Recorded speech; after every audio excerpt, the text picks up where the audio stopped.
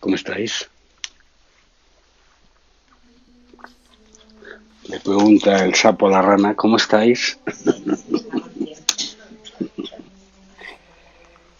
Eh, no sé si habréis leído o habréis oído el último, la última charla que he colgado de la web de Celso, porque la charla de hoy es una continuación de esa. Y si no la habéis oído, pues podéis encontraros un poquito sin tener el centro de...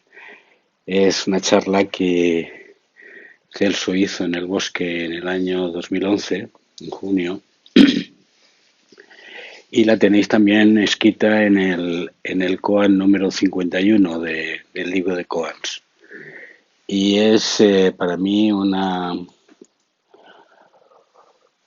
charla clave para entender lo que es nuestra práctica, ¿no? Él empieza comentando el texto de Mateo, en el que Jesús dice: mas tú cuando ores entra en tu aposento y cierra la puerta. Ora a tu Padre que está en lo escondido, y tu Padre que está en lo escondido te devolverá. Eh, y ahí Celso desarrolla mucho el término de aposento, en el sentido que aposento en los términos antiguos de la tradición judaica es la bodega, el lugar más escondido de la casa, aquel sitio en el cual no hay ventanas y hay oscuridad inicial, y es donde no se lleva las visitas, donde no se enseña, sino en donde se guarda lo que mantiene la vida, que es las conservas de los alimentos y de la bebida. Y además no solamente dice vete a tu bodega, sino que cierra la puerta. Y ese proceso de ir, o sea, salir de la conciencia, de la superficie, de la apariencia, de lo que en cada momento represento, salir del personaje, entrar al lugar oscuro. Por lo tanto, es un proceso de salir y de entrar. Eh, y es un proceso que hacemos o deberemos hacer continuamente en nuestra práctica cada vez que nos sentamos. No el ir a ninguna parte exterior, sino ir a un centro interior y allí cerrar la puerta. Y ahí donde dice ora a tu Padre, podemos sustituir Padre por esencia, podemos sustituir Padre por naturaleza profunda, por realidad, y ahí se está en lo escondido, está en el trasfondo, y ahí es donde tienes que clamar. A mí siempre me impresionó, no sé si os acordáis alguno, cuando Billy Hills venía a España, eh, cuando él conducía alguna meditación, eh, repetía: escucha, calla, el silencio tras el silencio. Aquella palabra de el silencio tras el silencio a mí me impresionó. Y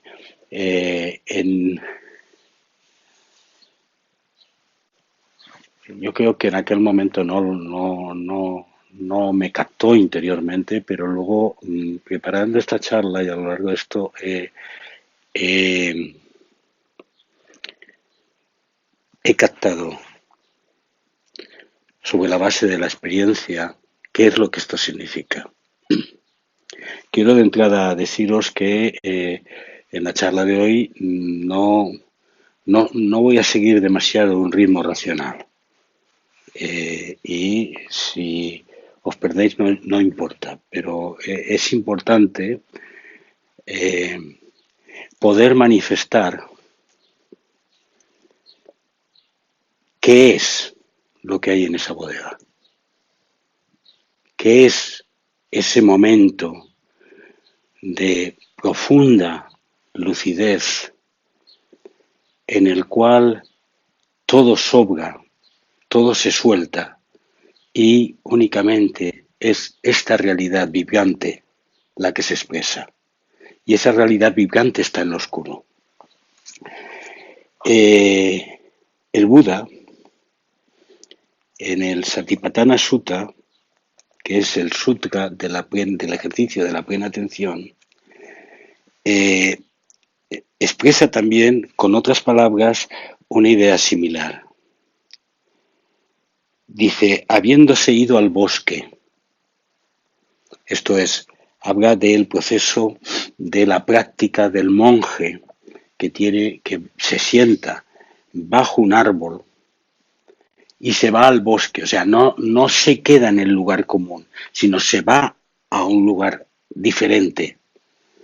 Y allí, en un espacio vacío, en un lugar vacío, por lo tanto la idea vuelve a repetir aquello de no vas a un sitio a encontrarte con un montón de cosas, se sienta con los pies cruzados, manteniendo su cuerpo erecto y en plena atención. Y ahí, dice él, contempla el cuerpo en el cuerpo, ardiente, comprendiendo profundamente y en plena atención, habiendo superado la codicia y la pena en este mundo. Este es el proceso que él describe, que nosotros adoptamos en este entrar en la bodega. Esto es ir a un lugar, sea cual sea, que no es el lugar propio, hacer el acto de emigrar, aceptar estar en un espacio vacío y ahí mantenerse en plena atención, ardiente, cita la palabra ardiente, haciendo una comprensión profunda no en el sentido de comprensión de aquí, sino de aceptación de la realidad. Y habiendo superado todo ese ritmo que nos mueve de codicia, de pena, de separación, de sufrimiento, de dogmas, etc.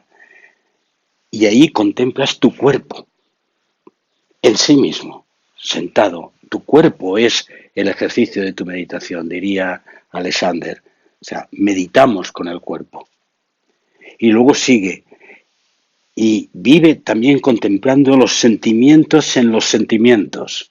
Y vuelve a repetir, ardiente, claramente comprendiendo y en plena atención, habiendo superado la codicia y la pena.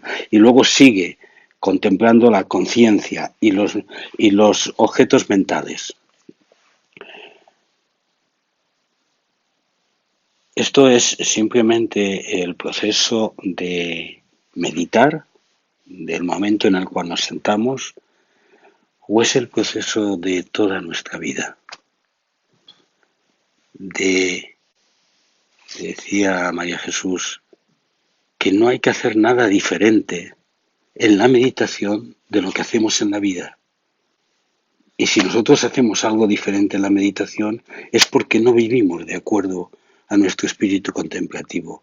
Por lo tanto, en la vida concreta, apartemos la codicia y la pena, apartemos la dinámica de quiero y deseo, y ahí, sentado directamente, contemplo mi cuerpo, los objetos, los seres, sin introducir el juicio.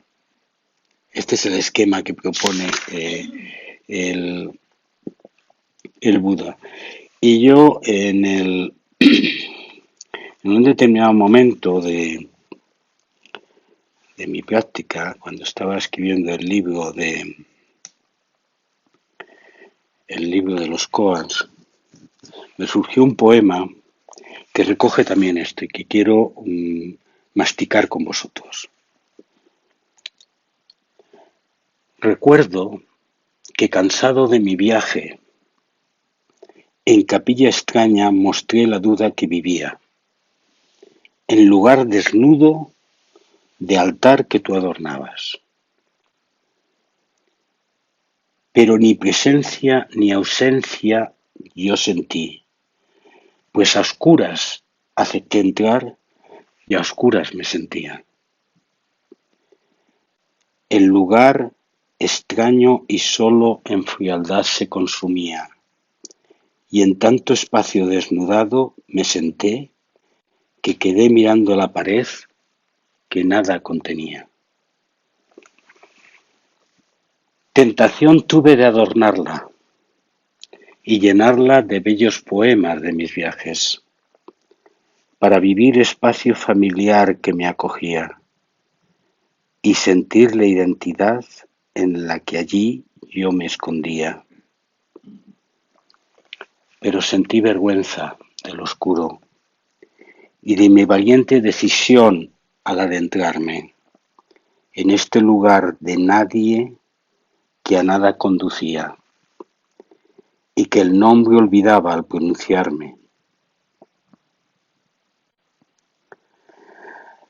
La desnudez de las paredes recogía, sin embargo, aquello escondido que adentro se aquietaba, proyectando hacia mí lo que a solas expresaba, y a pesar de mi clamor también me devolvía aún aquello que nunca pronunciar osaba.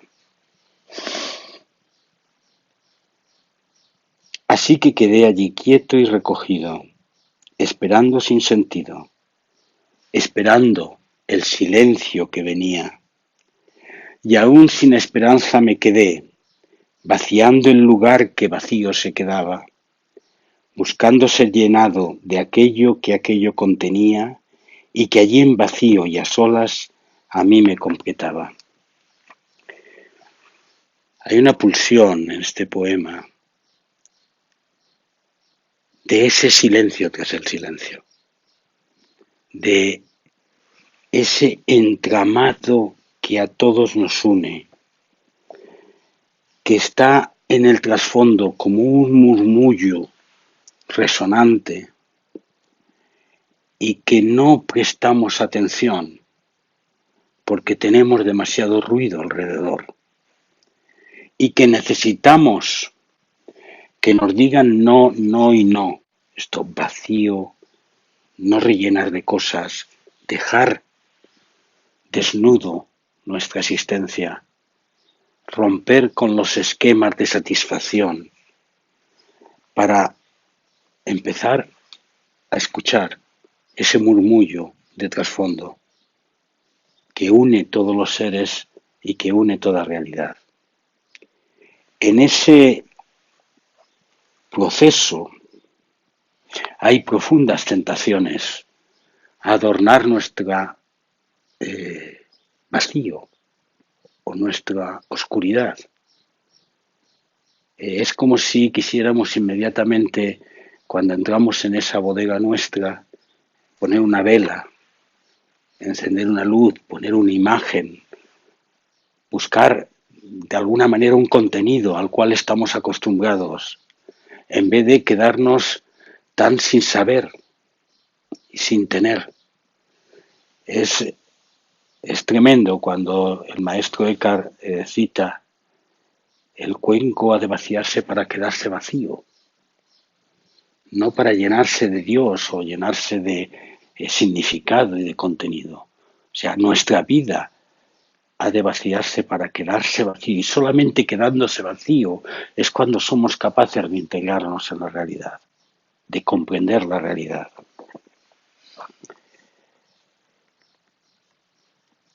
Ese trasfondo de silencio, en palabras que cita Celso de Rosa Montero, es un lugar de serenidad probablemente inalcanzable desde el que se deben entender los secretos de la muerte y de la vida. Esto es, cómo comprender nuestra existencia, cómo poner un juicio definitivo a lo que existe, no desde las teorías, no desde las teologías, no desde las metafísicas, posiblemente desde esa desnudez de vaciarse que implica en cada momento la aceptación de este momento, de esta realidad, de este significado sin juicio, desde el cual se puede uno estar preparándose para comprender y aceptar la vida y la muerte tal como se nos expresa. Y hay varios autores que vienen repitiendo la misma experiencia. Es como si maestros y sabios de diferentes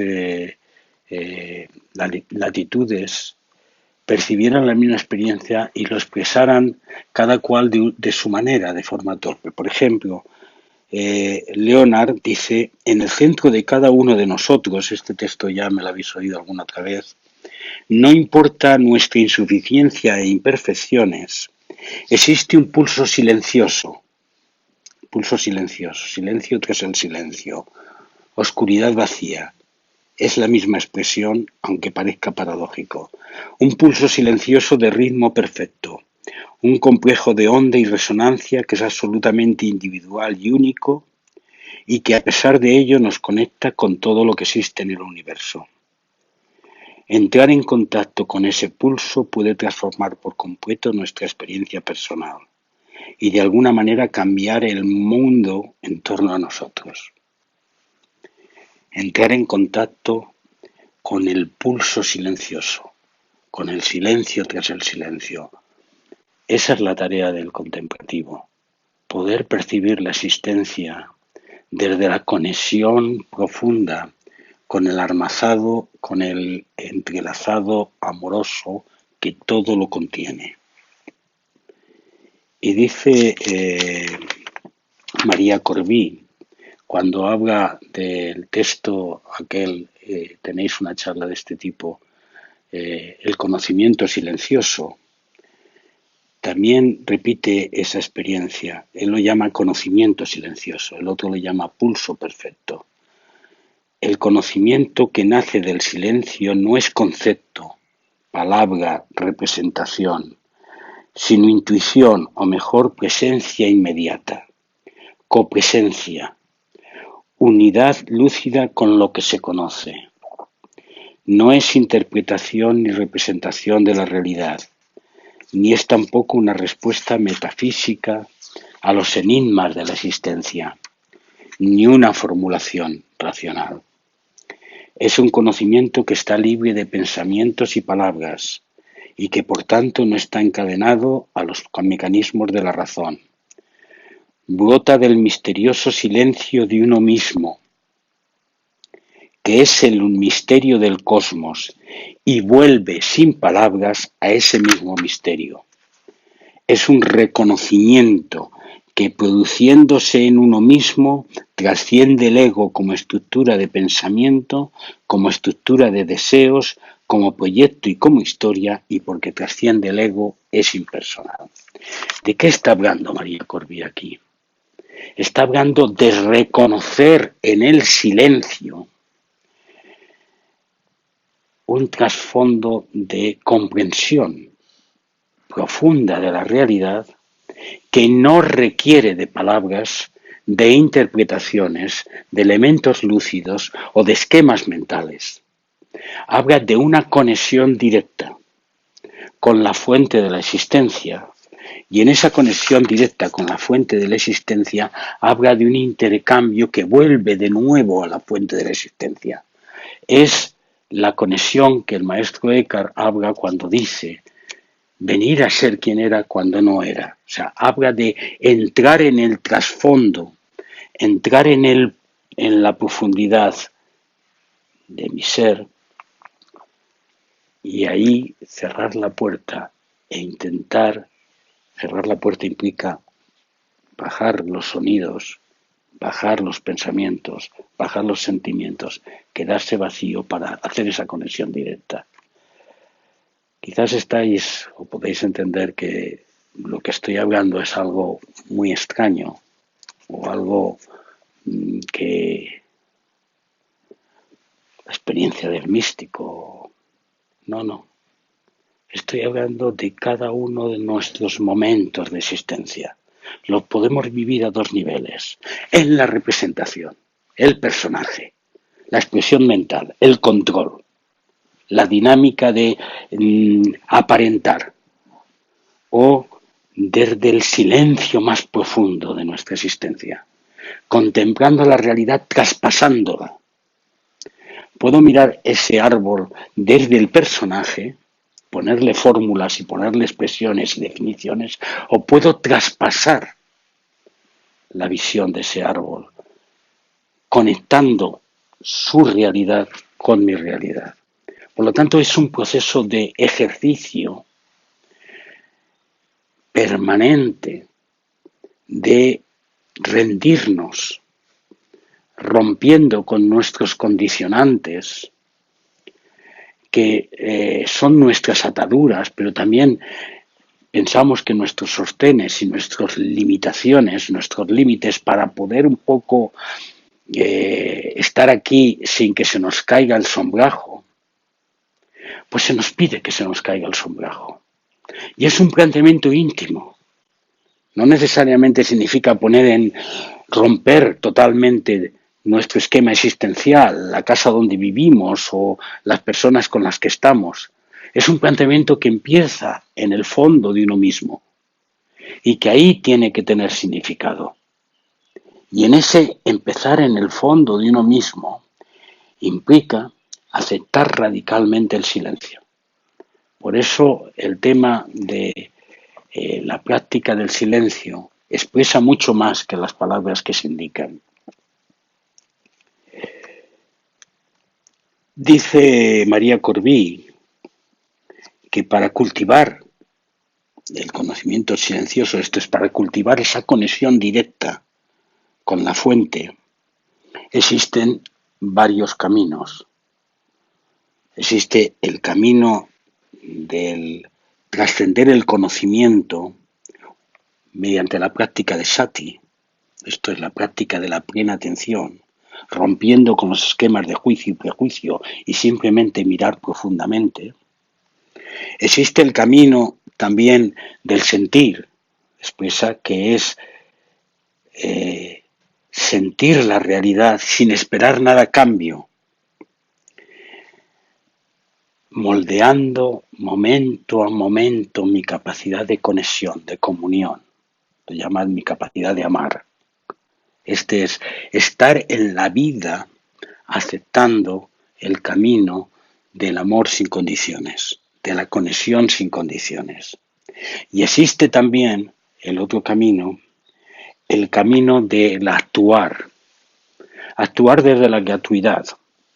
Hay un término precioso que a mí me gusta mucho, un término japonés que es bu-bei, que es hacer sin hacer nada, estar sin necesidad de demostrar, de conseguir, de llegar a metas, de esquematizar caminos, de hacer procesos de llegada y de salida, sino simplemente transparentar en espontaneidad el momento presente actuando desde la gratuidad.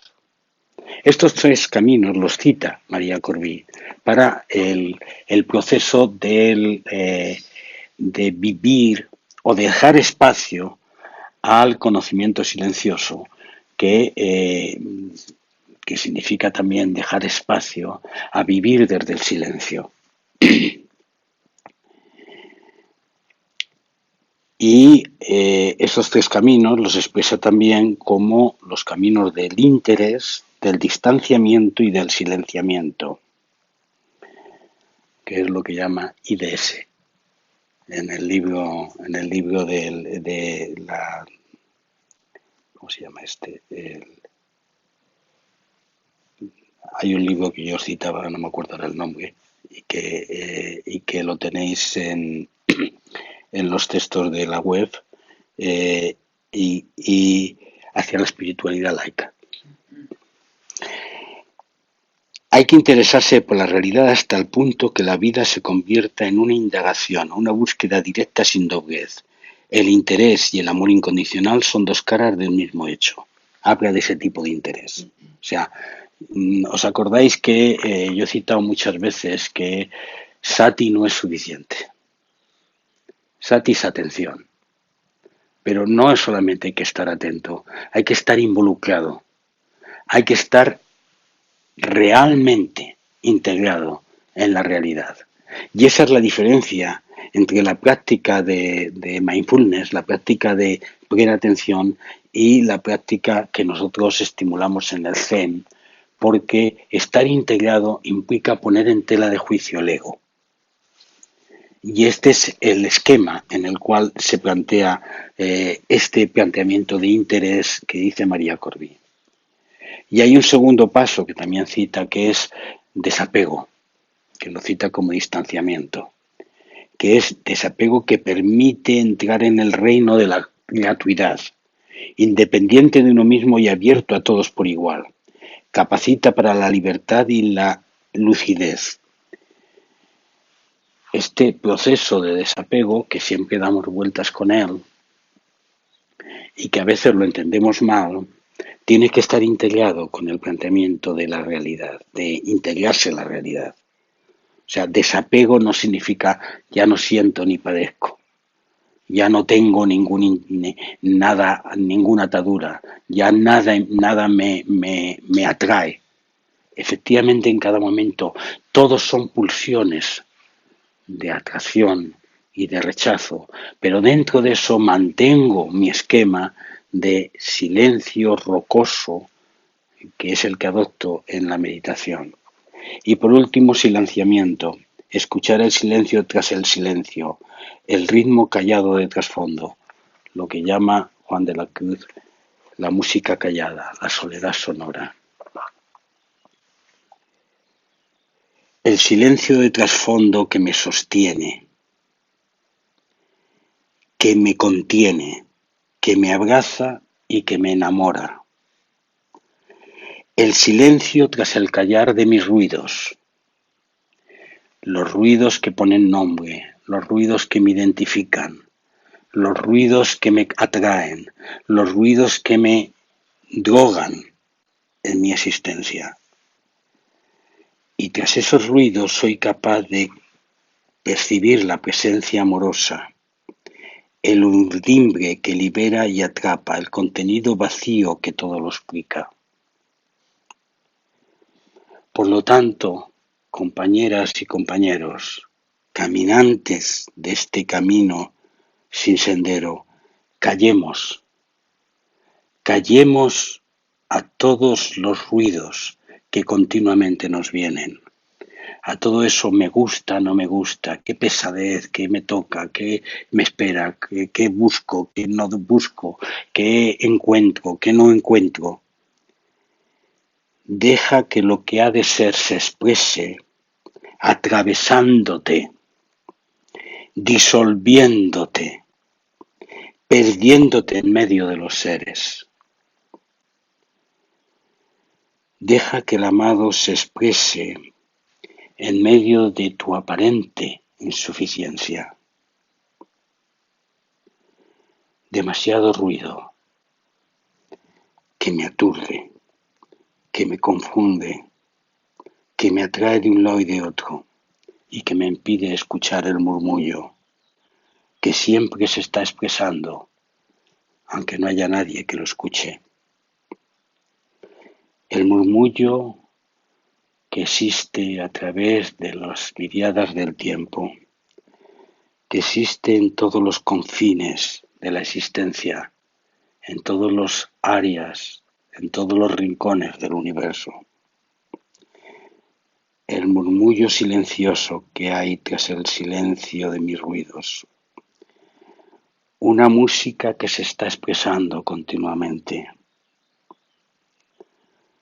que no necesita ser tocada expresamente por nadie, que expresa el danzar de los seres y de los astros, una urdimbre amorosa que me conmueve, que me contiene y que por tanto es mi hogar eterno, el lugar que no es un lugar específico, pero en el que yo estoy, donde lo que está arriba y lo que está abajo se iguala, lo que está delante y lo que está detrás es lo mismo, en donde el hombre y la mujer, los seres, vienen a ser iguales. Todo está contenido, todo conectado a través de esa red amorosa que atraviesa el espacio y el tiempo. Y en ese todo estamos tú, estoy yo. Está este instante, está cada momento que nos expresamos. Vale la pena, pues, que dediquemos práctica a escuchar el silencio y en este silencio intentar expresarnos sin que haya ninguna expresión específica. Esto es lo que surgió de mí cuando me quise preparar una continuación de la charla de Celso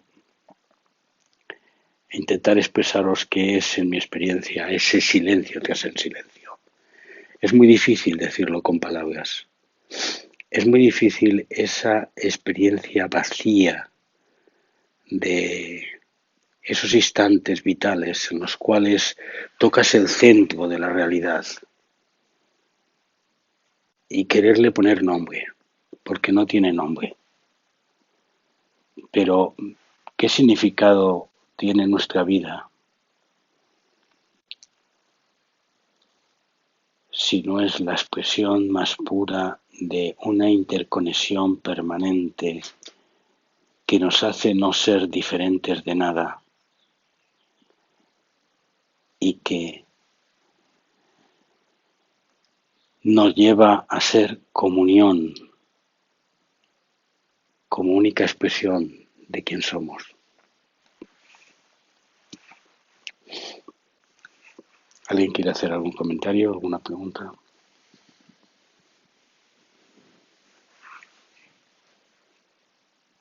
Por ejemplo, puedo haber tocado ese silencio tras del silencio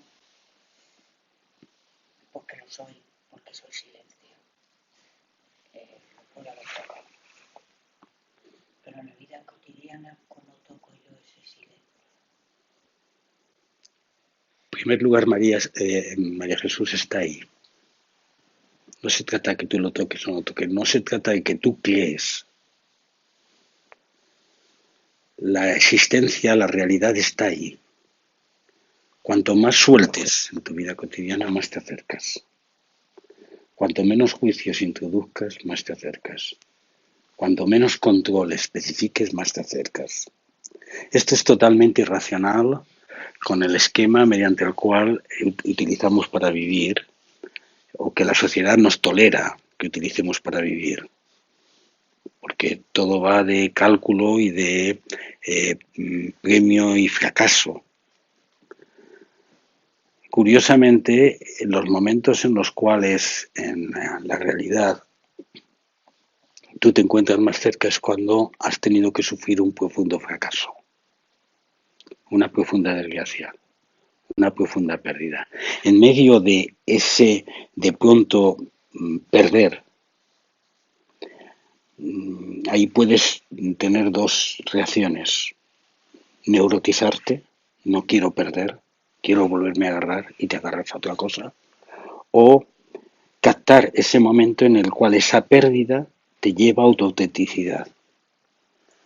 Por lo tanto, no existe una sola circunstancia o una sola forma mediante la cual en tu vida cotidiana tú vas a captar el silencio. A veces son pequeñas cosas, que es quedarte quieta sin necesidad de justificar lo que haces o entretenerte en una acción muy concreta y meterte profundamente en ella.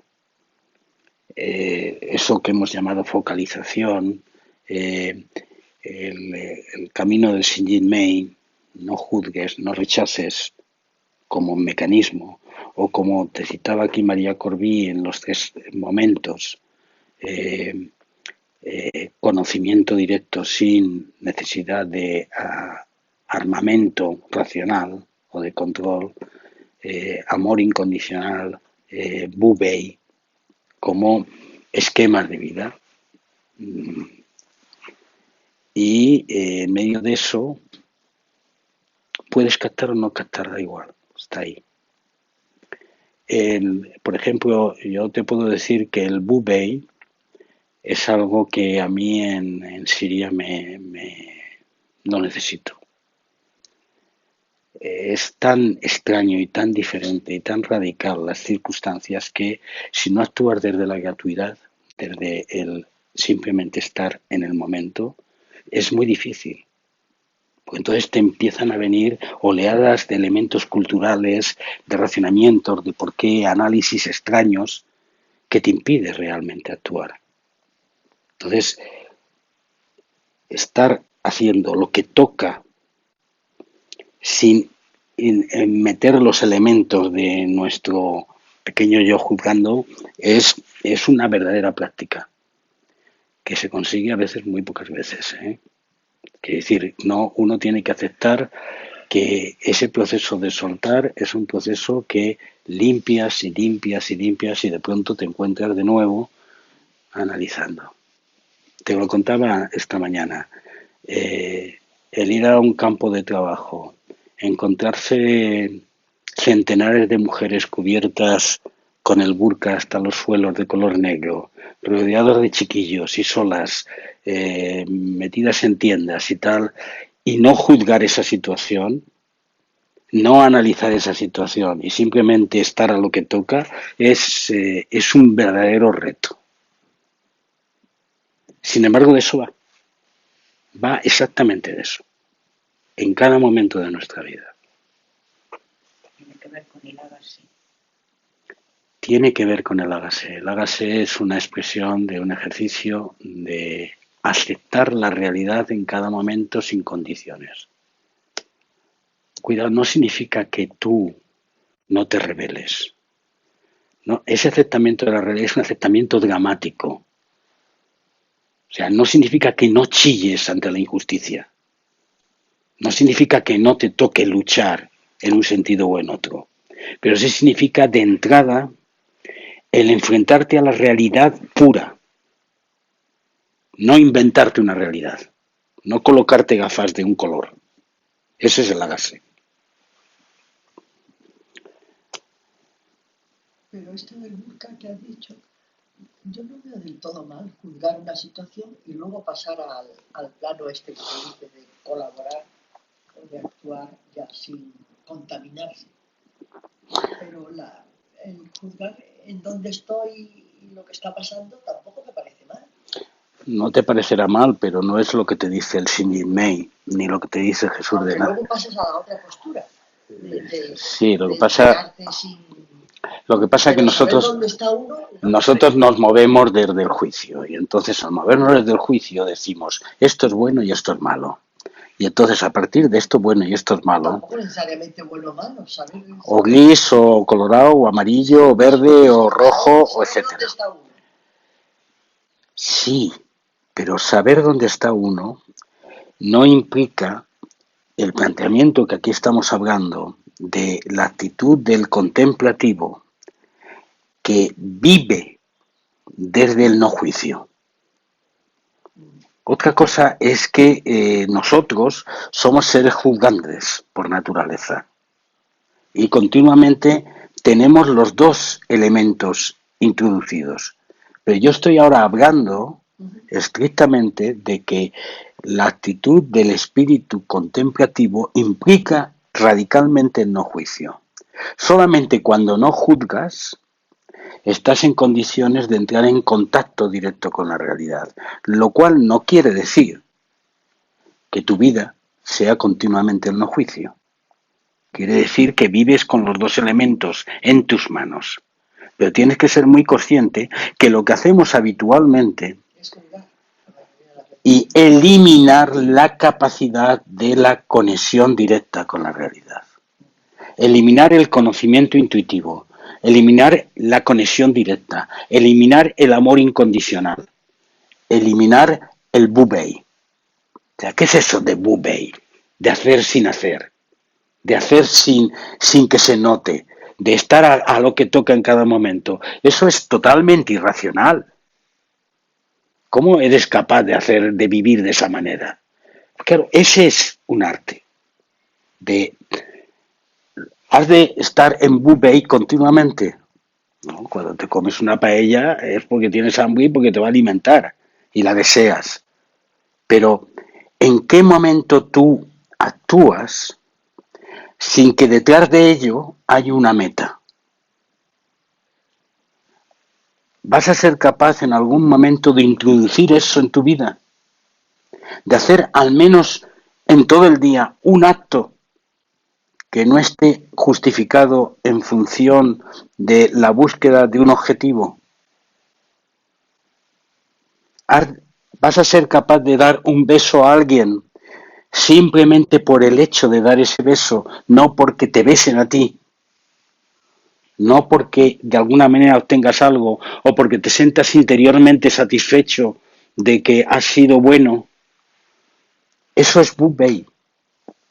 Entonces, se trata, y el estímulo que hoy yo estoy planteando es que practiquemos algo de esto.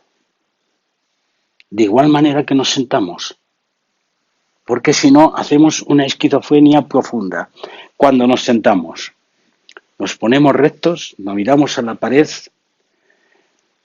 No estoy hablando ni siquiera del grupo. Cuando yo estoy solo en mi casa y me siento una determinada hora, sin buscar nada, sin querer nada, mirando sin realmente querer una satisfacción, sin buscar una tranquilidad de mente, simplemente me siento.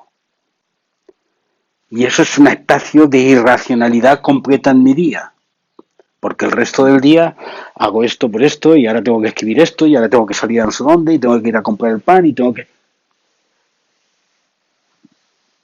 He de hacer algo en mi vida normal que sea parecido a lo de sentarme, porque si no, mi alma se vacía de contenido, se queda sin entender nada. No sé si me estoy expresando.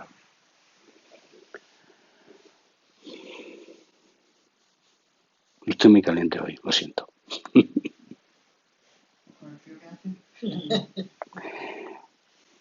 No, he pensado mucho en vosotros y en la práctica que hacemos y en los años que han venido pasando con nuestra práctica y continuamente renegociamos. He mirado todas las 100 y pico charlas que tengo colgadas en la web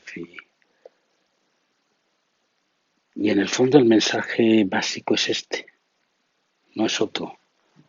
Y a veces nos llenamos de contenidos, de caminos, como tú expresabas.